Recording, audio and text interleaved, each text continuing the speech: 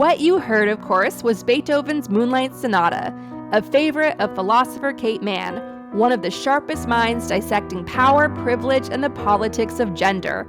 Kate is a professor at Cornell University and the author of the groundbreaking books like Down Girl, Entitled, and her latest, Unshrinking, which takes on fatphobia with the same fearless clarity she brings to misogyny and moral philosophy. Her work is a lifeline for understanding how injustice is baked into our culture and how we can start dismantling it. If you've ever felt the weight of double standards, moral policing, or body shame, Kate Manne has words that will crack open your world and help put it back together stronger. Want to keep the conversation going?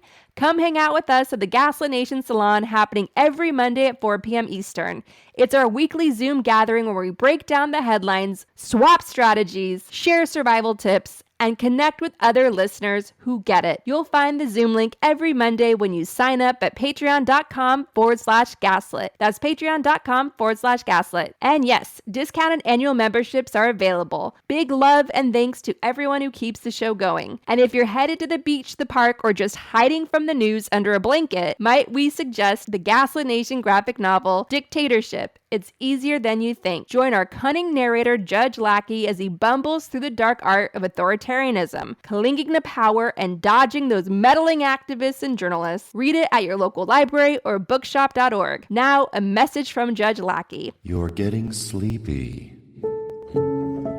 Very sleepy. Shh. When I snap my fingers, you will obey my every command, starting with always win, but never completely. The dictator must be an unlikely hero who is constantly winning, yet under siege. The battles can never stop. Now wake up and seize power by reading Dictatorship. It's easier than you think. Almost too easy.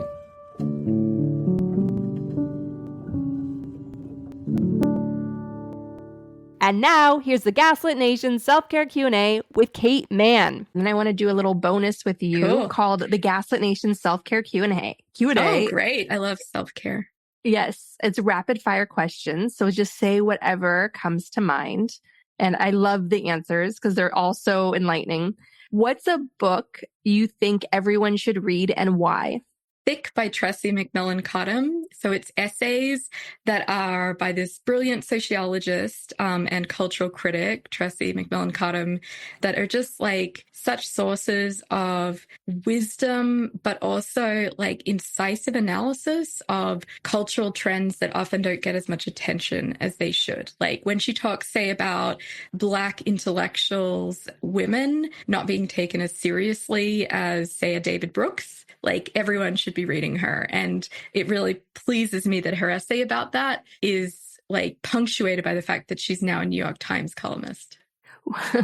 He's the worst. What's a dramatic film everyone should watch? And it could be a comedy, it could be a romance. You know what I really like watching when I need hope is Babette's Feast, which is fairly well known, but it's older. And it's basically just a woman who is a refugee working for a wealthy family as a servant who turns out to be this incredible chef and making this like feast that no one has ever experienced the likes of food like this for the family that she works for. And the whole town kind of participates, and it's just like this sense of, like her labor is a labor of love. And it's also showing like female creativity and talent shining in places that felt very dark, and her eventually being really appreciated for her brilliance. Nice. I have to watch that. Who are some of your historical mentors, people from across history who inspire you, that you turn to for guidance in your work? Yeah, I mean, I think that probably the philosopher that inspires me most is Bernard Williams, because he was just able to write philosophy in a way that was humane and lucid and intelligent, like relentlessly intelligent, and felt not pedantic and pettifogging in the way philosophy sometimes can be, but like actually about real ethical problems.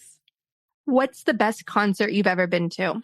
Oh, Renee Fleming, this amazing opera singer. She was singing with the Boston Symphony Orchestra accompanying her. And I just had like tears running down my face at this. Yeah, again, I guess I feel really moved by shows of amazing female brilliance and talent that is just like utterly unapologetic and loud and incredibly like pleasurable for the people who get to enjoy it. I found that so moving and so awe-inspiring.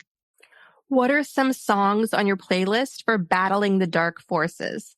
I've really found it hard to listen to music because I've felt since Trump got elected, like I don't want to feel the things that music makes me feel. However, no. That sort of numbness that can Don't be let a him bit take away music from self-protective. you. He's taken so much. Not But music. I've been listening to 3 big Beethoven sonatas that I used to play when I played piano back as like a youth. The Moonlight, the Appassionata, and the Pathétique. Oh, wonderful. Have you seen the film The Lives of Others? No.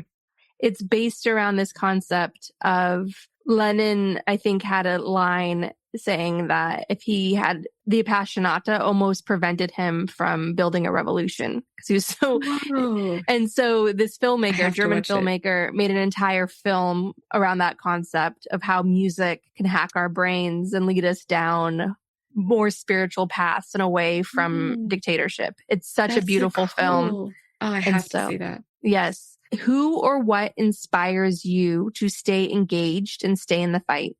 Yeah, so one of my dearest friends, Matt Desmond, who recently wrote the book Poverty by America, really inspires me because he's someone who is intellectually brilliant and who is directing that intellectual brilliance relentlessly at problems that really, really, really matter. So I find him very inspiring. He also wrote the book Evicted, which again, similar project in many ways, where Poverty by America is more essays and Evicted is a reported ethnography, but this is the idea that we should care about poverty and be poverty abolitionists in America.